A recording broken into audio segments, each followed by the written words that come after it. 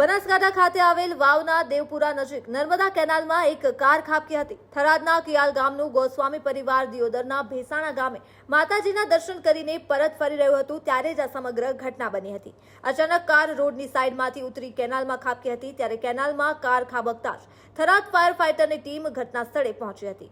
ફાયરની ટીમે કારને કેનાલમાંથી બહાર નીકળી કારમાં સવાર 3 બાળકો અને તેના પિતાની લાશ બહાર કાઢી હતી તો કારમાં સવાર બાળકોની માતાની કેનાલમાં શોધખોળ હાથ ધરવામાં આવી છે। એક જ પરિવારના 5 લોકોના મોત થતા હાલ સમગ્ર પંથકમાં અરેરાટી ફેલાઈ છે। અહેવાલ રાણાભાઈ પારેગી, વાવ, થરાદ। નમસ્કાર મિત્રો, હું ફિરોઝ ઈરાની આજે તમને એક નવી વાત કરવા આવ્યો છું।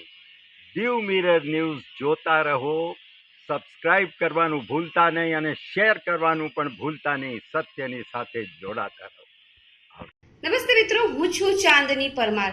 આપની મનપસંદ ચેનલ એટલે કે દીવ મિરર ન્યૂઝ ચેનલને લાઈક કરો, શેર કરો અને ફોલો કરો અને હા, તેમાં દરરોજ તાજા સમાચાર જોવાનું ભૂલશો નહીં। દીવ મિરર ન્યૂઝ દરરોજ લાઈવ અપડેટ ગુજરાત રાજ્ય, દેશ, દુનિયાના તમામ બ્રેકિંગ સમાચારો નિહાળો દીવ મિરર ન્યૂઝ ચેનલ પર।